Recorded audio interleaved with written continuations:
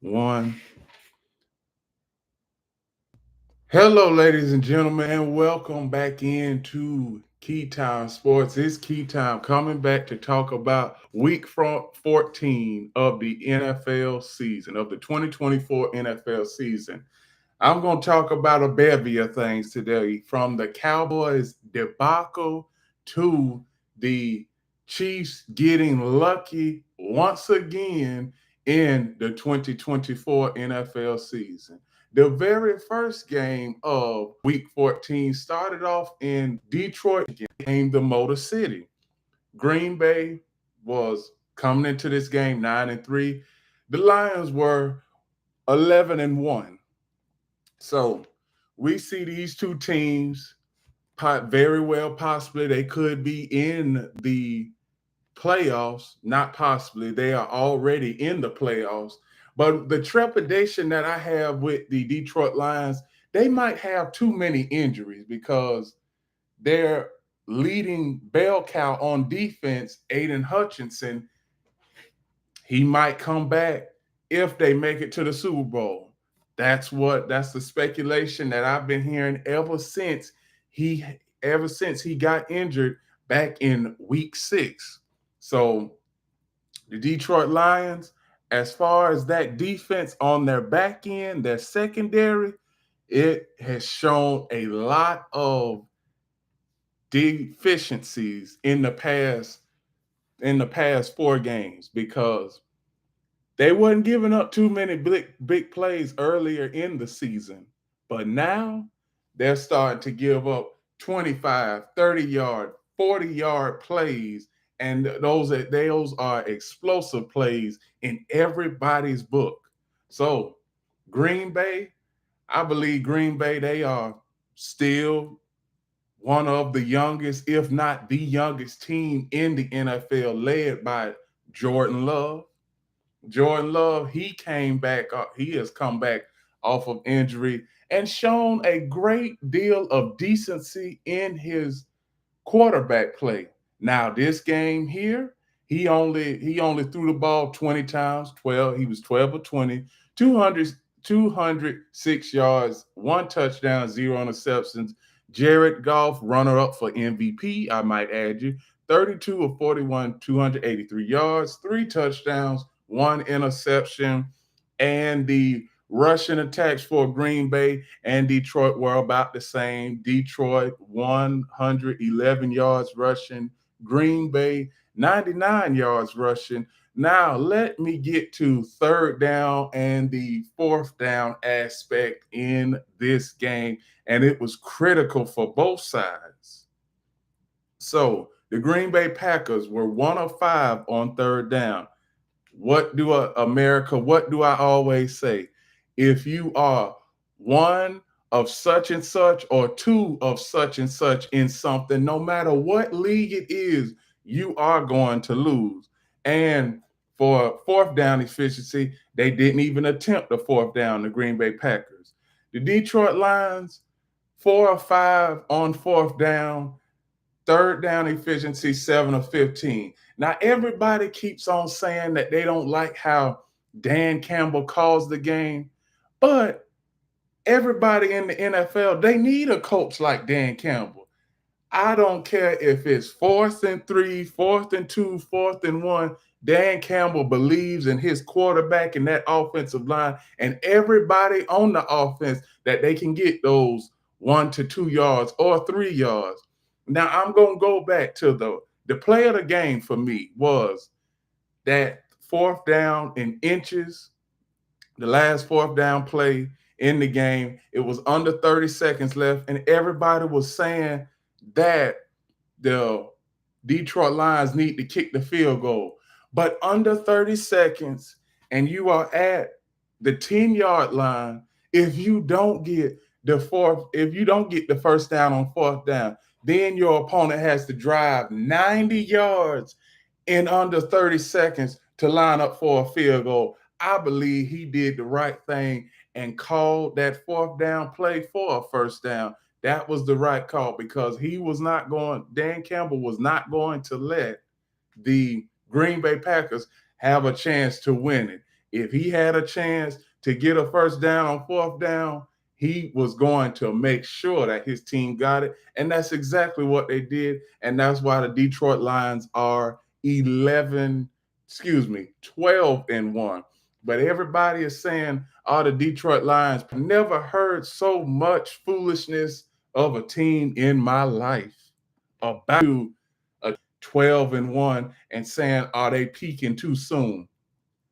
What I wanna ask some fans out there and all the spectators out there, what do y'all mean by is the team peaking too soon? They gonna have home field advantage throughout the playoffs. If you are in the Detroit Lions shoes or the Kansas City Chiefs shoes, that is what you want. That is what you set out in training camp, in mini camp, in OTAs, all-season training back in April. That is what you set out to do, is to first win your division, get the number one seed throughout the playoffs, and hopefully march your way down to the French Quarter in New Orleans for the Super Bowl in February. So that's all I have to say for the Green Bay Packers and the Detroit Lions game. The next game I want to talk about, and this was really one of the surprises of the week in week 14, was the Jaguars beating the Titans. Now, we all know that the Jaguars just done threw in the towel on this season, done wet the damn bed. All of a sudden, Trevor Lawrence, he out for the rest of the season. Mac Jones, he playing decent, 23 of 31, 220 yards, 0 touchdowns, 2 interceptions, but both offenses in this game were subpar. And I'm going to tell you, both offenses in this game were subpar because of lack of efficiency. And I'm going to give y'all a few stats for the Jaguars. Throughout this season, I'm going to tell you, in offense, total offense, the Jaguars are 28th.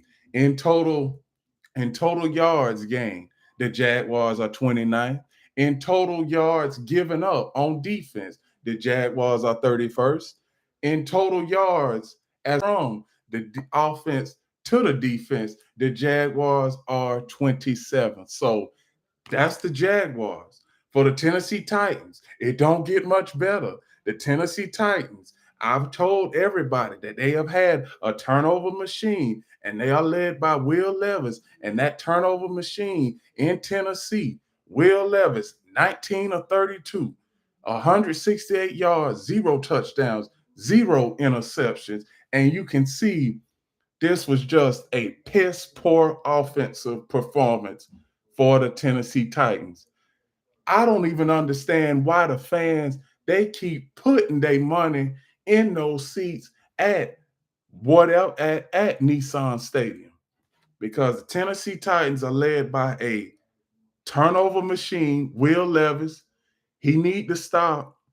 What he need to do, I hear that he loves mayonnaise on everything. He need to stop eating mayonnaise. He even like putting mayonnaise in his coffee. When have you ever heard somebody put mayonnaise in their damn coffee? You know he messed up. This is why he don't have a good game when he play on Sunday.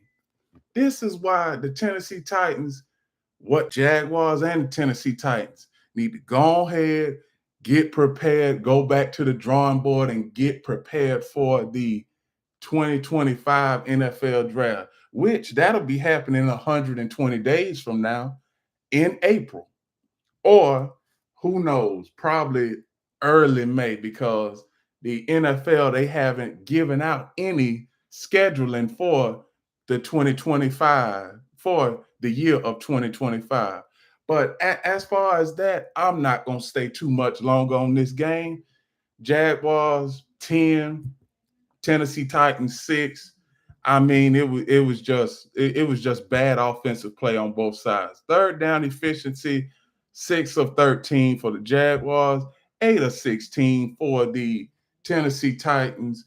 Fourth down efficiency, Jaguars 1 of 1, Titans 0 of 3 on fourth down. Now, The next game is the New York Dolphins.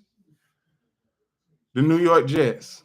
Go ahead and throw you. Well, I'm not gonna say this because you've already threw in the towel on the season. You're 3-10.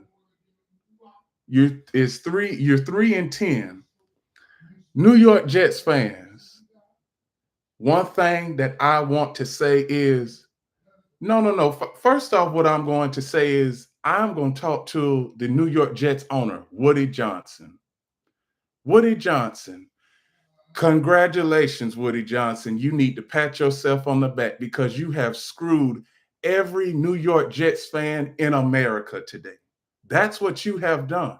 You have placed a team with nothing but aging superstars, 35, 36, and with Aaron Rodgers 41, and you tried to place that out there on the field saying that you was going to make it to the Super Bowl. And like I said before the season started, to all you New York Jets fans out there, I said that you would not make it to the Super Bowl. I said that it would be a success if you even made it to the playoffs. Now, for certain, you ain't going to make it to the playoffs. Now, you need to be focused on getting another quarterback because after 2025, ship Aaron Rodgers butt to the Hall of Fame. That's what y'all need to do because Aaron Rodgers, he's about to be 41 in 2 weeks. He about to be 41 in 2 weeks. After next year, he gonna be 42. You need to start getting younger at the quarterback position. And another thing, Woody Johnson, he might give the reins over to his brother, Chris Johnson, to take over the reins for the New York Jets organizational staff. That's what I'm hearing because Woody Johnson, he don't know what the hell he is doing. He really hasn't. Ever since the New York Jets fired Rex Ryan, it has just been a downward spiral. You haven't been to the playoffs since 2010. That was 14 years ago. 14 years ago, the iPhone 3 just started to happen, just started to get advertised. Now we at the iPhone 16. That's over 14 years, and you haven't done anything. You've gone through coach after head coach after head coach. In 12 years, you done went through 8 head coaches, and none of them has had winning records. Also, your GM, you've went through 4 GMs. They've all had losing records. And also, you have had an underachieving fan base, and you don't give the fan base no hope. The last time the New York Jets fan base had hope was with Joe Namath, and that was back in 1968. 1968 up until now, that is 56 years. It's been 56 years since y'all won a championship. It's been 14 years since y'all appeared in a playoff game, and it has been 15 years since y'all won a playoff game. So, New York Jet fans, what you need to do is just take a back seat, get ready for the NFL draft, and try and come back next year. But one other thing, y'all owe an apology to Zach Wilson, saying that he was not a good quarterback. You put all your chips in the middle of the table for Aaron Rodgers. We know what we saw from Aaron Rodgers back in Green Bay. We haven't seen that with Aaron Rodgers in New York. New York Jet fans, you owe an apology to Zach Wilson. Woody Johnson, you owe an apology to every New York Jet fan in this country. Woody Johnson, you owe an apology to every New York Jets, to every sponsor that sponsors the New York Jets throughout the season and throughout the calendar year. And you also owe an apology to your general manager because your general manager was saying that he needs more players and he needs a more expanded team because you got a 35-year-old wide receiver, 36-year-old tight end, Then you have a 20-year-old running back. Then you have the oldest player in the NFL in Aaron Rodgers at 41, which I told y'all earlier in the show, he's about to be 42 in just a matter of days. So the New York Jets, you don't know what you're doing. As far as the Miami Dolphins are 6-7. What they need to do is win out and have 4 teams lose at least 2 of their last 5 games. But I don't see that happening. So, Miami Dolphins, your season is pretty much over. I'm going to get to team statistics and then I'm going to go right to the next game because the New York Jets, they don't know what the hell they are doing. Well, both teams, let me tell you, both teams in New York, the Jets and the Giants, they haven't done anything in over 15 years. I'm gonna get to the New York Giants later on in the show, but right now I'm focusing on the Jets versus the new Miami Dolphins game. Now, Aaron Rodgers, 27 of 39, 339 yards, 1 touchdown, 0 interceptions. Tua Tagovailoa, 33 of 47, 331 yards, 2 touchdowns, and 0 interceptions. None of the rushing attacks for the Jets and the Dolphins were not existent. 44 yards of rushing and 83 yards for the New York Jets in rushing. Both of these teams, well, I'm not gonna say that, but both of these teams, they seem like they are in the same boat. But one thing I can say, the Dolphins are not in the same boat because they have Tua Tagovailoa and the New York Jets. They need a new quarterback because Aaron Rodgers, he is at the end of the next game I am going to cover is the Atlanta Falcons. Atlanta, you might need to throw in the towel on Kirk Cousins. Last 4 games. He done thrown 0 touchdowns and 8 interceptions in the last 4 games. And the Atlanta Falcons haven't won a game in a month and a half. So the Falcons, I'm gonna tell y'all, the Falcons, even though they swept the Tampa Bay Buccaneers, the Buccaneers can still win the division. Now, stay with me, America. What I'm gonna say is that even though everybody is gonna look past the divisional record because the divisional record is only gonna get you so far. So the Falcons, they've swept the Tampa Bay Buccaneers. Okay. Now the Buccaneers have the exact same record as the Atlanta Falcons at 6-7. If the Buccaneers win out and the Falcons even lose one game, that's it. Tampa Bay, you'll be the NFC South champions. Now, I'm not gonna be surprised if the Buccaneers do win the NFC South because that's the worst division in football. Last year, the Saints came out of nowhere and won it. But we thought that they was gonna win it. But then the last few weeks of the season, they started losing game after game. And then it was the Tampa Bay Buccaneers that won it. So you never know who is going to win what in the NFC South because all of those teams in the NFC South, the Atlanta Falcons, New Orleans Saints, Tampa Bay Buccaneers, Carolina Panthers, they have all underperformed as a divisional bracket this year. Kirk Cousins, I don't know who his agent is, but he got a damn good agent because he got over $200 million guaranteed, and he hasn't thrown a touchdown pass in the last 4 games. Well, excuse me, 5 games now since they lost to the Minnesota Vikings. Atlanta, you might need to go ahead and put Michael Penix Jr. in the starting lineup. Why wait? Don't do it. Don't do it next season. Why not wait? Do it right now because you need a spark on offense. Now, as far as for the Minnesota Vikings, I still don't know about the Minnesota Vikings because Minnesota Vikings, if they don't have home field advantage, they not going to the Super Bowl.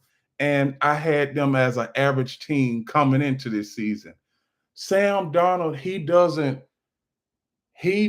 excite me with anything he has done because he has been to stops with the New York Jets. You see how the New York Jets are. He was with the Carolina Panthers. Seems like the Carolina Panthers are starting to gain some mojo with Bryce Young at the helm. And now you see Sam Darnold with the Minnesota Vikings.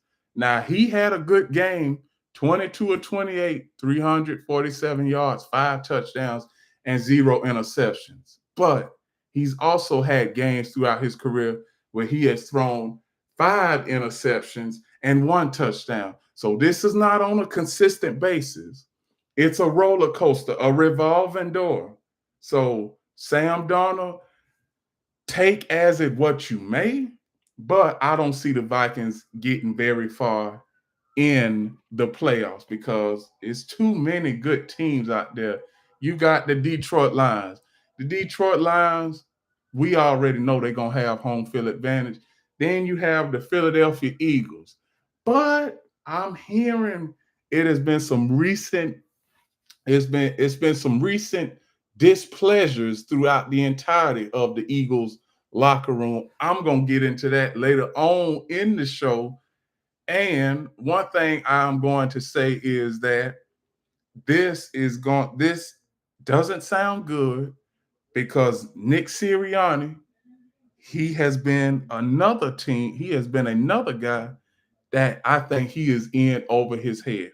But before I get into the Philadelphia Eagles, I'm going to talk about the New Orleans Saints and New York Giants. New Orleans Saints, we knew that you wasn't going to go anywhere this year.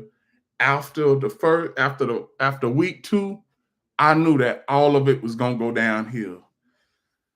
But the New York Giants, man, what can I say about the New York Giants? Only thing I can say about the New York Giants is they got to get them a quarterback. They do. They got to get them a quarterback because what I have seen from the New York Giants with Drew Lock and then Tommy DeVito, you're not going to get to the playoffs with Drew Lock or Tommy DeVito because they both are average at best. And like I said, I'm hearing speculation that the New York Giants are interested in Shedeur Sanders.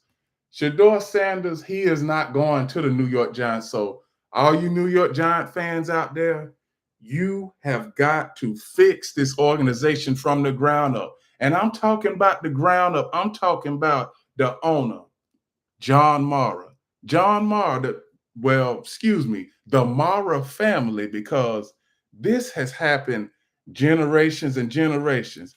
The great grandfather of John Mara, he was the very first Giants owner. The New York Giants was established back in 1930. So from 1930 up until now, they have had average quarterback play outside of Phil Simms and Eli Manning. Every other quarterback hasn't given them a Super Bowl. Y.A. Tittle was the very first Giants quarterback ever. He didn't even give them a Super Bowl. So, New York Giant fans, what you need to do, you need to protest. You need to tell John Mara and Joe Shine, the GM, you need to tell them too that they need to restructure everything they think about what a team in the NFL is supposed to be because fans are not coming out to the stadium. I even heard that there was a New York Giants player that had got this is true, that got a supermodel from wherever she was working at, came to the stadium to try and distract the New Orleans Saints from winning this game.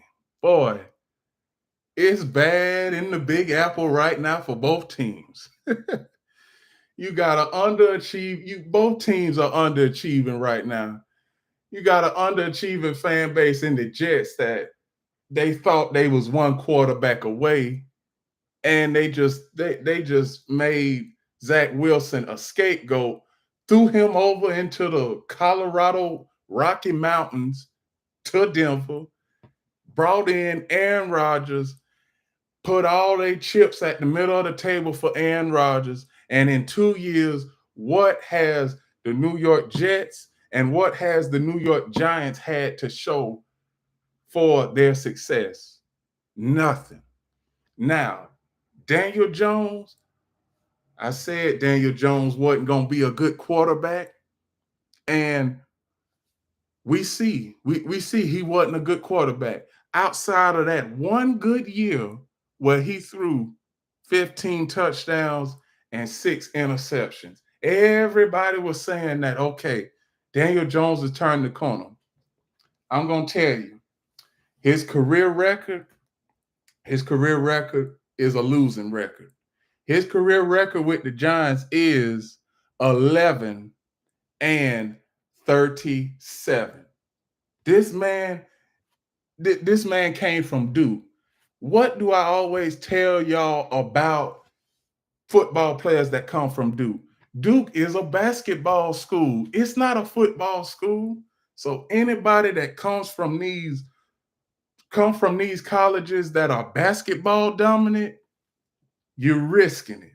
You are risking your contract, and the owner is risking his money putting a contract on this player. Daniel Jones, if he doesn't, he might need to be a career backup.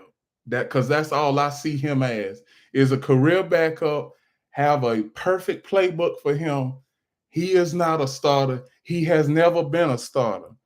The New York Giants, the best player on their team was Saquon Barkley, and we know Saquon Barkley is running over mountains in Philadelphia right now. So the New York Giants, what y'all need to do is, I'm going to give y'all a list of what y'all need to do in the NFL draft. Get your new quarterback, get your new offensive line, get your new head coach, get your new offensive coordinator, defensive coordinator, special teams coordinator, assistant coach, John Mara. Write this down, because if you need some help, I'm available. I can put the players around the team that you need. You need some dynamic players, and I can put dynamic players back in New York. Only thing, when we talk about compensation, give me $25 million over 2 years, and I will have a playoff team for you. I will have a dynamic offense for you, and I will have a dominant defense. I will build both sides of the ball, because obviously we know that Joe Shine, he just care about one side of the ball. And even he hasn't done anything in 2 years. He's been on the job 2 years, has had losing seasons both times. What else is there for you to do, John Mara, but fire him? Give him his pink slip. Tell him that his time in the Giants organization is over. The next game I want to cover is the Carolina Panthers, and earlier in the show that there are some displeasures going around the Philadelphia Eagles locker room about how they need to improve the passing game, which they do. They've won 10 straight, I can say. But the average passing yards they've had during this 10-game win streak is 160 yards passing.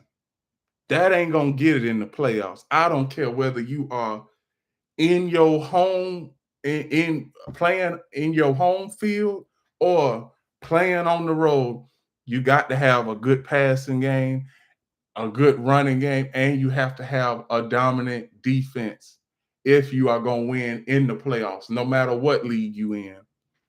So now I'm going to get into what A.J. Brown said as far as improving the passing. Now that they need to improve the passing because Jalen Hurts, 14 of 21, 108 yards, 2 touchdowns. 2 touchdowns. That is not a good stat line. The only thing that's good about it is he didn't throw any interceptions. But when you have a dynamic tight end like Dallas Goedert, you got A.J. Brown, you got Devontae Smith, and you got a running back that can come out of the backfield and give you 160 yards through the air. It's not that there's not enough cohesion throughout the offense when it comes to the Philadelphia Eagles. Nobody is corresponding with each other in the offensive room when it comes to the Philadelphia Eagles. Nick Sirianni, I like him as a head coach, but when it comes to him, he lets the analytics department call all the offensive plays. Now, I don't have nothing against analytics, but sometimes you got to use your damn mind and you have to say, forget about all them damn analytics. That's why I say most head coaches, whether it's college or pro, they make coaching football so complicated. If you got a dynamic running back in the backfield, give the ball to that joker and let him run for over 200 yards and get the hell out of the game with a damn W. That's what you need. But all of this about they need to put their wide receivers more in the passing scheme better. They do. But when you have a dynamic running back that can average over 160 yards a game, why throw the ball so much?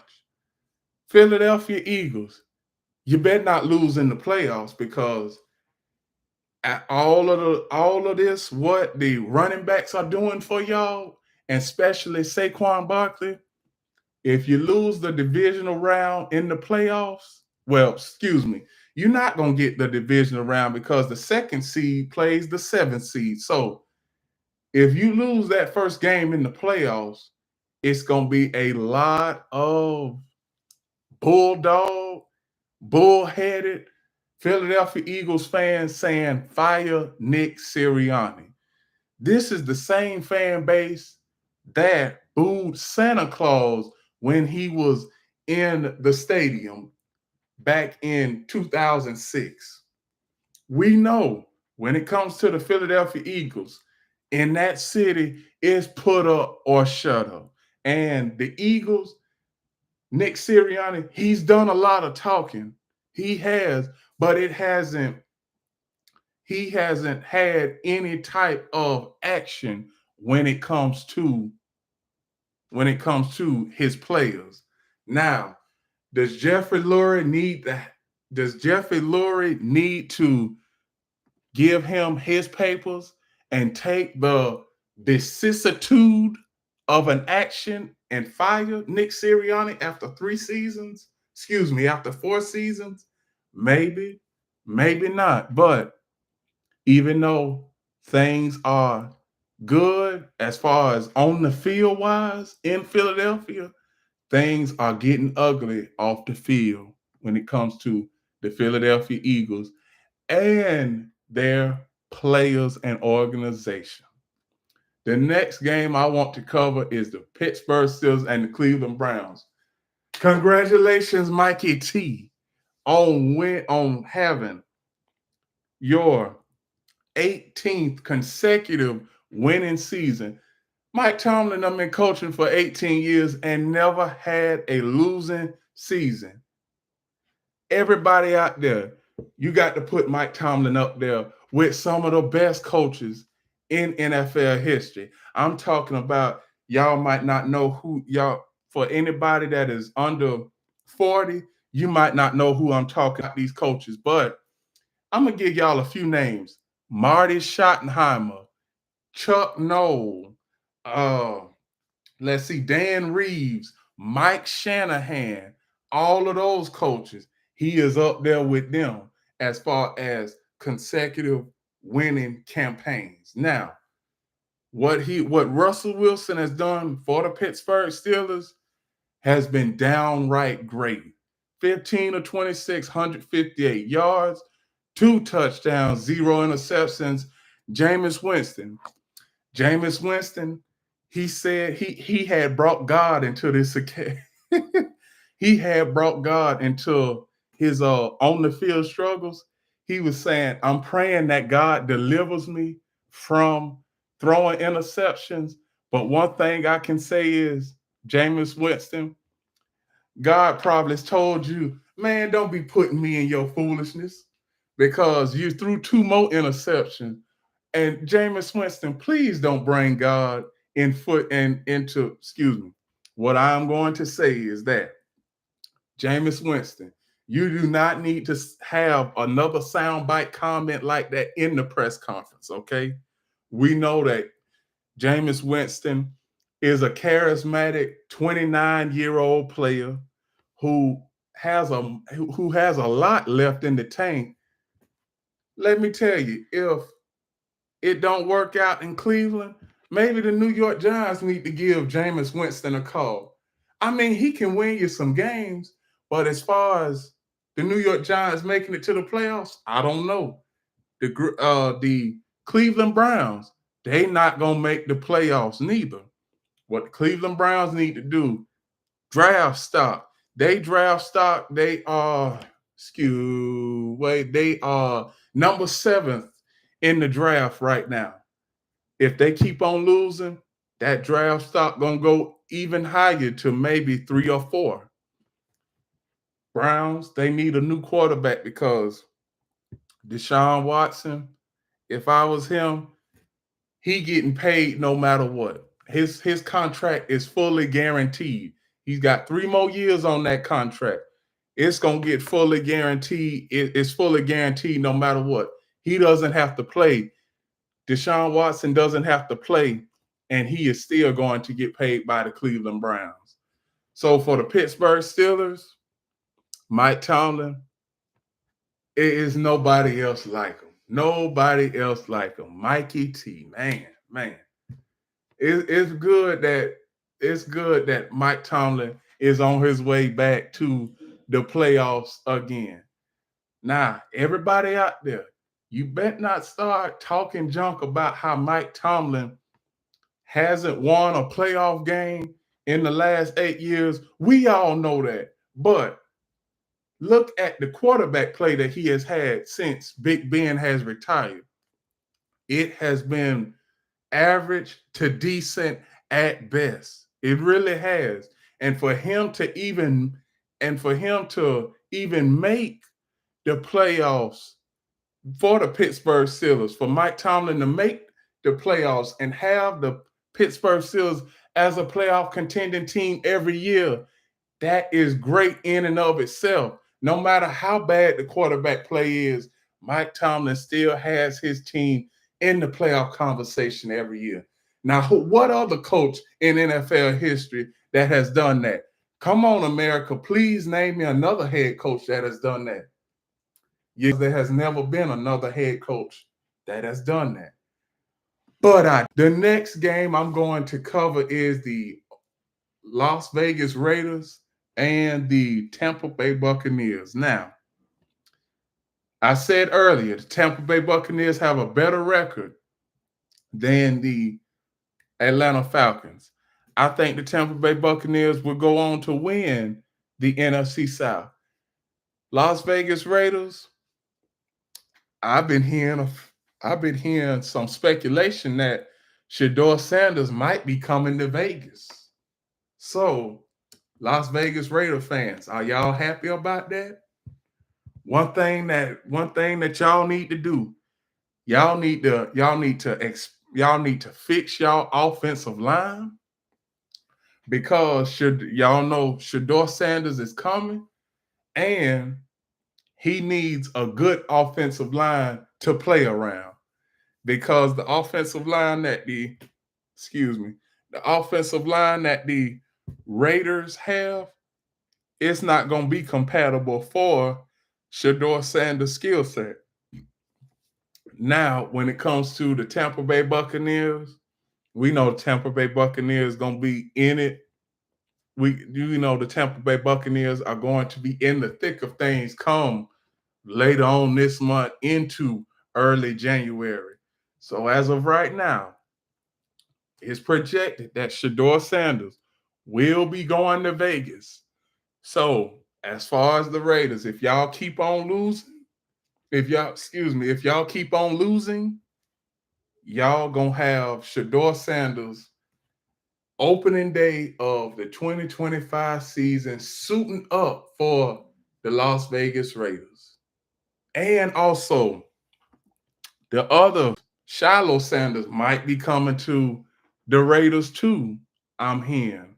So the Raiders this season was a total wash. We had y'all projected to be one of the worst teams in the NFL, and that is what clearly happened. The next Seattle Seahawks on our Cardinals. Seattle Seahawks have won this division in my book because Seahawks are 8-5 with 4 games to go. The Cardinals are 6-7 with 8 games to go. The Rams are 7-6 with 4 games to go. And we see where all of the teams in the NFC West are.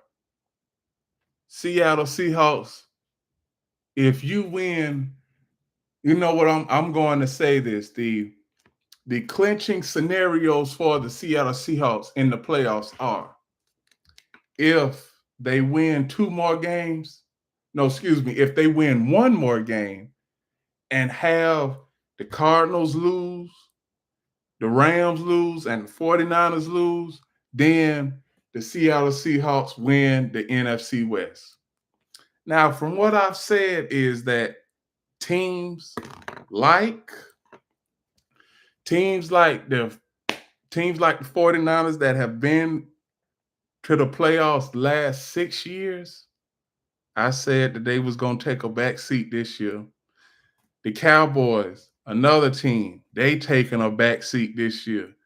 They lost the game last night, and it's just it was just like really, because they had the game won, they blocked the punt, and then all of a sudden the Bengals had the ball back, and then they went down and scored a touchdown. It's like it was just so much. But back to what I was saying about the Seahawks and the Cardinals. Seahawks have not been performing well, but came straight as of late. So they've won 4 games straight as of late. Now they have Green Bay coming. They have Green Bay to come up to they have Green Bay to play this week. So when you look at that, will the winning streak still be the same? And if when they come out of Lambeau Field, will they have a win? Or will they lose and be 8-6? But either way, the Seattle Seahawks is going to win the division. That's how I see it. The next game I'm going to cover is the Buffalo Bills and the Los Angeles Rams. Now, this was an offensive shootout, 44-42. Both of these defenses, they had a tough – it wasn't no defense played in this game. So I'm going to just go right to the statistics. 5 of 9 for the Buffalo Bills, 11 of 15 for the Rams on third down. Fourth down efficiency, Rams 1 for 1. Buffalo Bills 0 of 0. They didn't attempt a fourth down. Now, one thing I can say is that the Buffalo Bills, they are not going to have playoff. They are not going to have home field advantage throughout the playoffs because the Kansas City Chiefs are 12-1. The Buffalo Bills are 10-3. The Chiefs, they have 4 games left. The Bills have 4 games left. But I believe that the Bills, they messed up because one thing about it is they messed up because they knew they shouldn't have lost this game.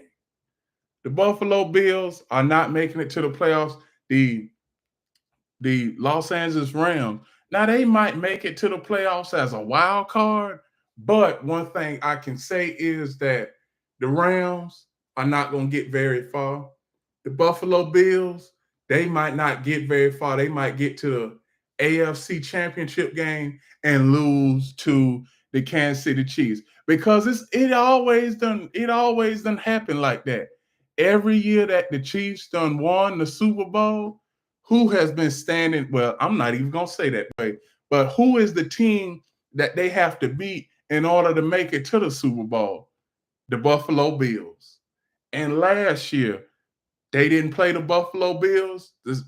The Cincinnati Bengals, no, excuse me, 2 years ago, the Buffalo Bills, the Cincinnati Bengals beat the Buffalo Bills. Last year, who did the Kansas City Chiefs play in the AFC Championship game? Was the Baltimore Ravens, and that was in Baltimore. Now, everybody was saying that Patrick Mahomes wasn't able to win in the playoffs on the road. He has, and he shut all the critics up. He did, and now he gonna have home field advantage for a possibility of having a three-peat. And all you Patrick Mahomes naysayers out there and haters, y'all can't stand it. Y'all crying. Y'all don't like that Patrick Mahomes has took the NFL by storm and he got a stranglehold on the NFL. And everybody who hates on the Kansas City Chiefs and hates on Patrick Mahomes is crying right now because they can't stand what's about to happen. All of you haters in America and abroad, y'all hate Patrick Mahomes. Y'all don't like him. Y'all crying right now. And I love it because I said at the start of the season, no matter what happens, Kansas City is going to be there at the end of the season, no matter what. Now, when it comes to the Buffalo Bills and Los Angeles Rams, they are subpar teams. They are subpar teams. Now, that's all I have for the Buffalo Bills and the Los Angeles Rams. The next game I want to talk about basically was a blow. Before halftime was over with, they were down 20. The Chicago Bears were down 24-0. But the 49ers, Brock Purdy, 20 of 25, 325 yards, 2 touchdowns, 0 interceptions. Caleb Williams, 17-23, 134 yards, 2 touchdowns, 0 interceptions. The Chicago Bears is an old-fashioned team. They're not making it to the playoffs this year. 4-9. They need to get better in the draft. The 49ers, they on the outside looking in. Can they make a late season push for a playoff run? It remains to be seen. Now, team statistics for this game: third down efficiency, Chicago Bears 4 of 10, San Francisco 49ers third down efficiency 6 of 12. Now, both of these teams are headed in opposite directions. You had the Chicago Bears, a young up-and-coming team with Caleb Williams that is going to be a force to be reckoned with probably at the start of next season or the season after that.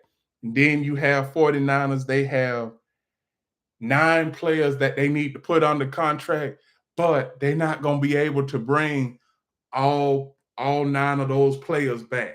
They're not. So 49ers, they have some tough decisions to make. The Chicago Bears, you playing with house money. Team get a few more years up under your belt with this young team, and you'll be able to make the playoffs. The next game I want to cover is the aforementioned Kansas City Chiefs against the Los Angeles Chargers. Patrick Mahomes haters out there, what y'all got to say now? What y'all got to say now? 12-1, 7-0 at home, about to get home field advantage throughout the playoffs. Home field advantage throughout the playoffs for 6 out of the last 7 years. The Kansas City Chiefs have had home field throughout the playoffs. Patrick Mahomes, 24 of 37, 210 yards. Justin Herbert, 21 of 30, 213 yards, 1 touchdown, and 0 interceptions. Now, when it comes to both rushing attacks, KC's rushing attack, 96 yards. LA's rushing attack, 94 yards. I have heard this, and I don't know what people are thinking about. I don't know what be going through their mind when they say this, but I've heard a lot of people over the past 24 to 36 hours say that the Kansas City Chiefs are the worst 12-1 team in NFL history. That don't even make sense, y'all. That don't even make sense. America, does that make sense? A 12-1 team being awful at something? I mean, I might be missing something. I mean, I've been watching football since I was 3 years old, but I've never heard such blasphemous things said about a team that is well on their way of making it to the playoffs and possibly going to the Super Bowl. I mean, that's why I say when it comes to the Kansas City Chiefs, don't nobody like seeing greatness. People do not like people who are better than them at something. And not too many people like greatness. This was the same thing that we were saying about, this was the same thing everybody was saying about Tom Brady. Tom Brady win too much. Well, here's a solution for all you fans of other teams out there. Have your team beat Patrick Mahomes. Have your team beat Tom Brady. You had a chance to beat Tom Brady, but you failed, and now you want to beat Patrick Mahomes. But your team doesn't have the mental and the schematic toolage at the helm for them to beat Patrick Mahomes on a year-in, year-out basis. That's why every other fan base is being I'm trying to figure out the word. I'm trying to figure out the word to use, is being treacherous and contentious about what they see from the Kansas City Chiefs. And all of this stuff about the referees are helping them, please stop it. That's what you hear from all these sports bettors that lose on their bets week in and week out, saying that the NFL is rigged, the NBA is rigged, the NHL is rigged, golfing is rigged, and all those other stuff, and the MLB is rigged, and all that. That is because most sports bettors that lose games, that's what they say. Now, me, I'm a little bit of a sports bettor myself, but I am not going to say that a game is rigged just because I lost a bet. That's showing that you are a sore loser. And let me say, I'm gonna say this. I'm gonna say this and be done with my Chiefs segment. If the Kansas City Chiefs win another Super Bowl, that will be something that Tom Brady has never done. So you can automatically put Patrick Mahomes over the pedestal of Tom Brady. You can, because Tom Brady had quite a few chances in his career. Need I remind y'all, he had 3 chances in his career to become a three-peat. No, excuse me. The proper wordage is to win 3 straight Super Bowls back to back, and he did not do it either time. Now, Patrick Mahomes has to do it, and everybody's saying that, oh, the season is rigged. Really? Just really? I mean, come on. If you don't want to watch football, you don't have to watch football. But I know all you fans out there, all you football fans, you can't stand not to look at a football game, and you can't stand to put all your money on the football game, no matter what. Now, I advise everybody not to go crazy and put your house mortgage on a football game. Please don't do that.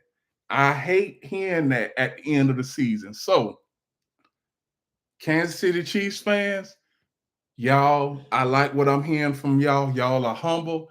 Everybody, every fan base needs to be like the Kansas City Chiefs. When you look at greatness, you need to be grateful of it. That's what you need to be, because you are not going to see a quarterback like Patrick Mahomes again. And everybody that keep on saying Patrick Mahomes is an average quarterback, really? I can tell y'all another quarterback that was average, but he had wide receivers that made him into the quarterback that he was. Tom Brady.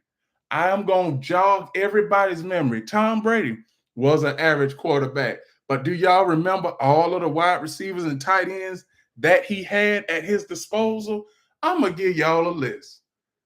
Rob Gronkowski, Julian Edelman, Danny Amendola, Wes Welker, Randy Moss, Troy Brown, Deion Branch, and the list goes on and on. Mike Evans, Chris Godwin. Let's see.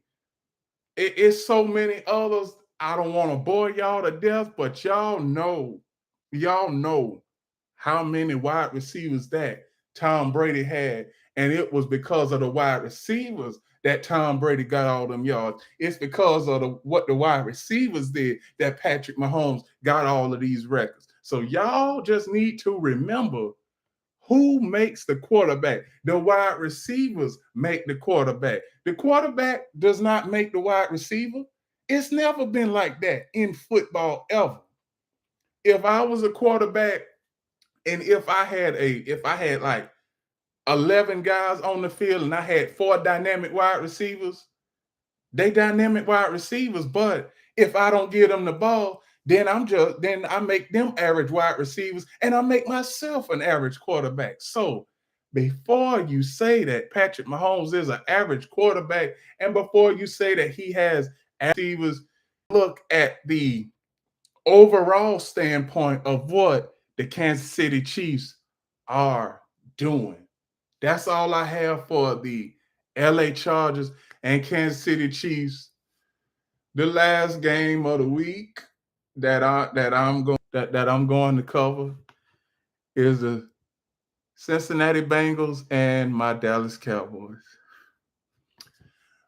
Boy, Dallas, we had a chance to win this game last night.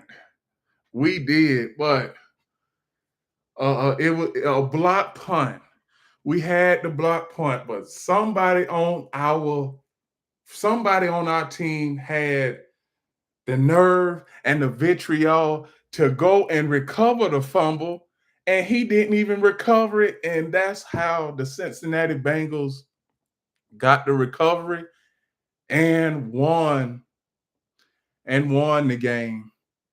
This was one game where, as a fan and as a journalist and as a spectator of the team, this is a game that you can't explain how the team lost. Only thing that I could go back and see is that the Cowboys and Bengals were tied at 20, under 2 minutes left.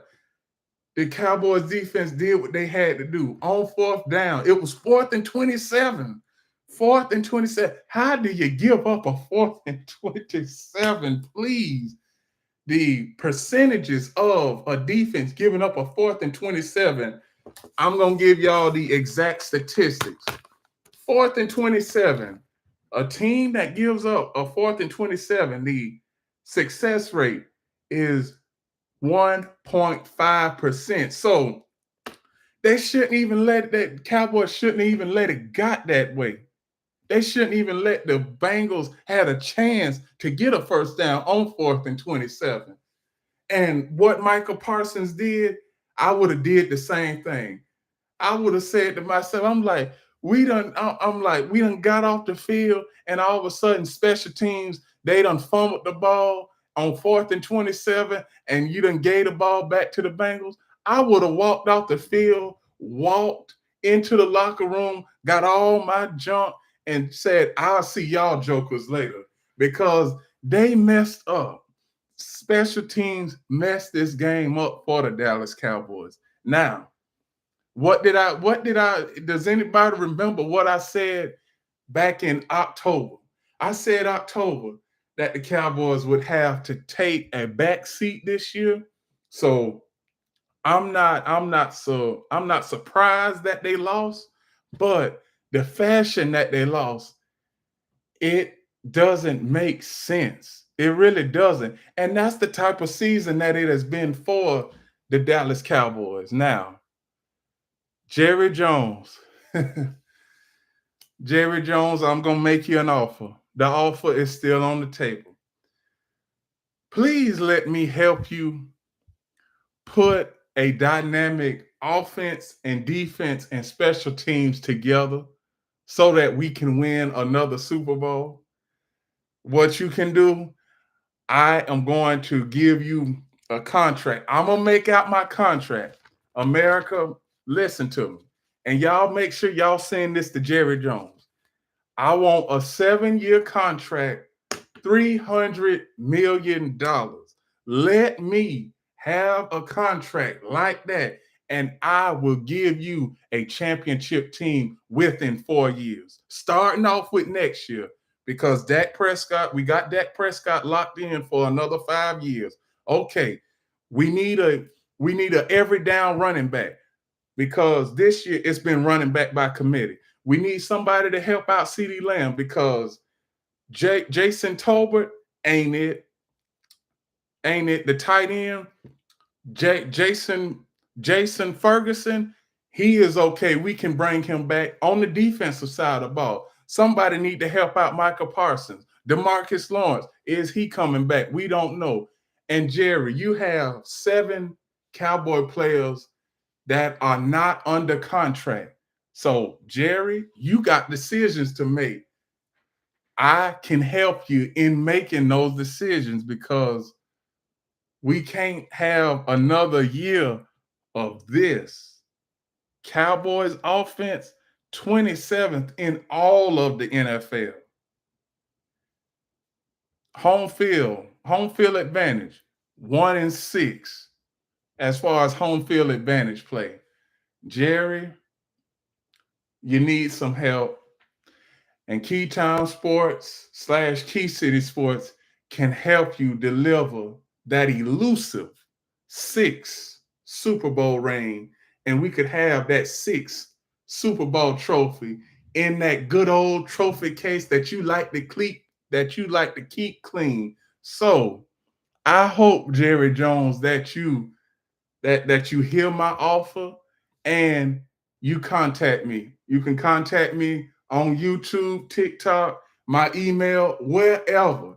I am willing to help you, Jerry Jones, and I am willing to help your son out, Stephen Jones, when it comes to putting a dynamic and successful product on the field for the Dallas Cowboys. And with that, those are my reactions to week 14 of the 2024 NFL season.